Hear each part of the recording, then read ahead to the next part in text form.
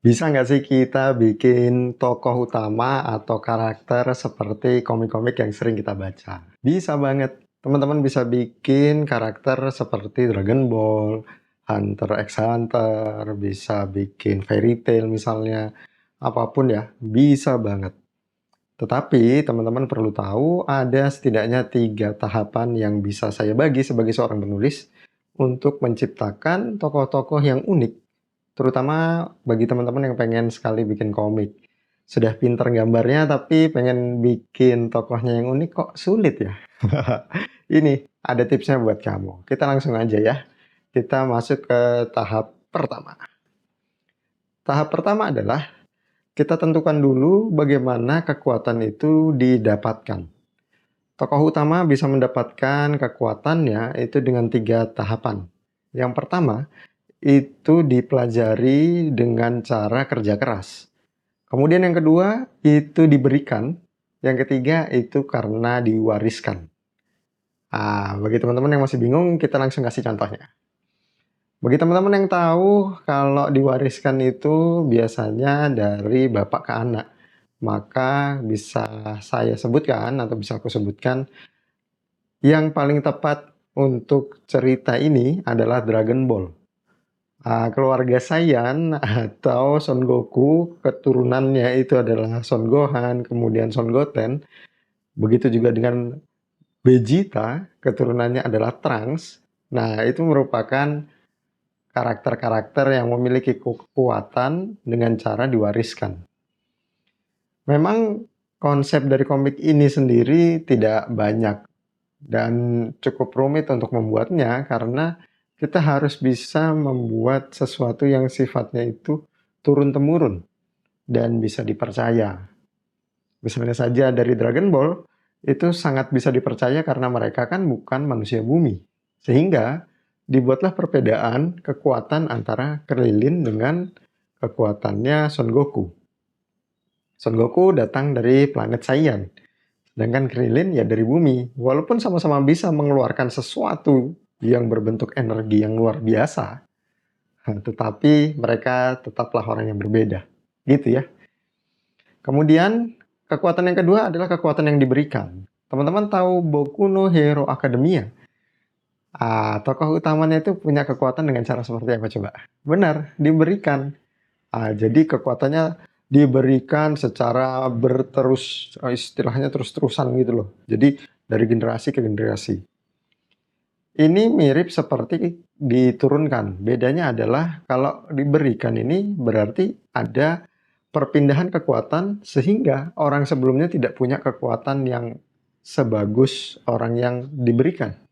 Atau setidaknya ya adanya perkembangan lah. Ibaratnya uh, mirip dengan kita belajar di guru, tapi beda nih. Ini langsung diberikan gitu aja.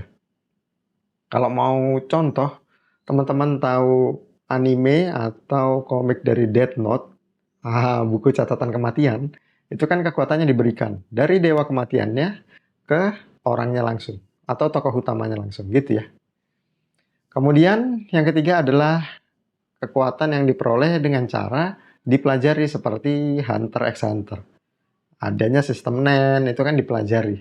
Gon yang nggak ngerti apa-apa, nggak punya apa-apa, ternyata bisa belajar NEN yang dipelajari juga oleh bapaknya. Ya, jadi dibelajari atau pembelajaran. Nah, ini penting nih. Jadi teman-teman pilih dulu dari ketiga itu yang mana yang harusnya teman-teman gunakan untuk membuat cerita di komik teman-teman semua.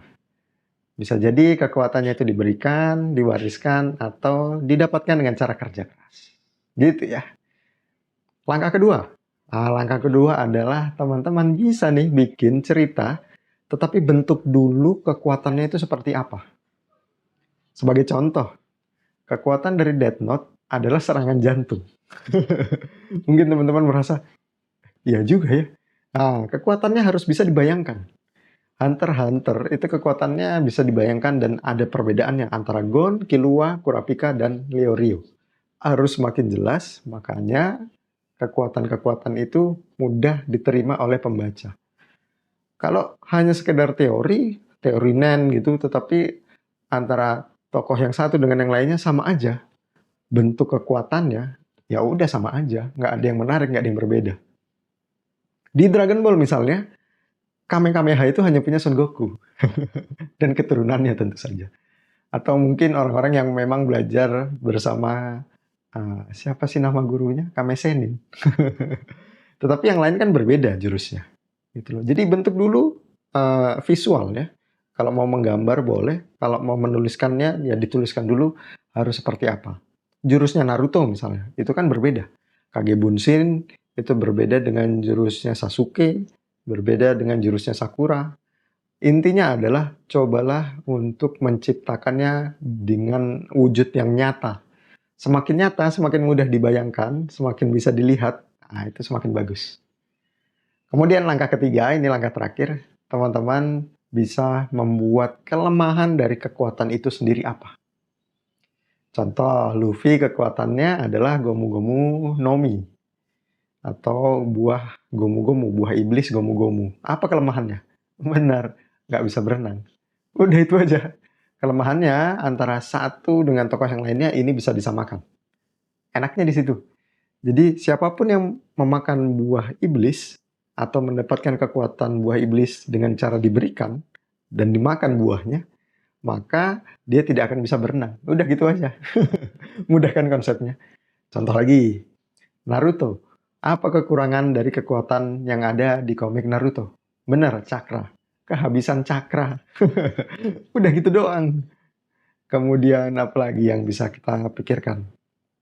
Death Note deh paling gampang. Kekuatannya itu punya kekurangan. Apa kekurangannya? Benar, kalau bukunya nggak ada di situ. Ya udah bukunya hilang, dibakar atau gimana ya udah hilang juga kekuatannya. Gitu loh. Sehingga tokoh utama yang ada di dalam cerita komikmu nanti itu dia punya kelebihan, punya kekurangan yang mana itu membuat ceritanya menjadi 3 dimensi atau mudah sekali dipercaya layaknya manusia di dunia kita. Jadi tidak melulu ada kelebihannya tanpa ada kekurangannya, nggak bisa seperti itu teman-teman. Jadi tentukan dulu kekuatannya itu diwariskan, diberikan atau diperoleh dengan cara kerja keras. Kemudian kita tentukan bentuknya, lalu ketiga kita tentukan kelemahannya. Kalau teman-teman bilang, Saitama nggak ada, itu kelemahannya ada. Saitama kelemahannya adalah dirinya yang ya ogah-ogahan menjadi pejuang atau menjadi pahlawan. Ya kadang sesukanya sendiri lah. Istilahnya dia seperti bukan tokoh utama gitu loh. Yang lain akhirnya menjadi tokoh utama. Kalau ceritanya kamu pengen seperti Saitama, itu jauh lebih rumit lagi karena sekali lagi membentuk karakter dengan kekuatan yang sangat besar tapi minim kelemahan itu sulit. Kelemahannya Saitama kan hanya di sifat-sifatnya aja, bukan dari kelemahan dirinya aslinya gitu ya. Itu aja mungkin bagi teman-teman yang pengen bikin tokoh utama dari komik. Dari segi penulisan, saya sudah bikin videonya dan silahkan kalau ada yang pengen bertanya atau pengen ngajuin storytelling apa lagi yang bisa aku bahas. Oke? Tuliskan di kolom komentar ya.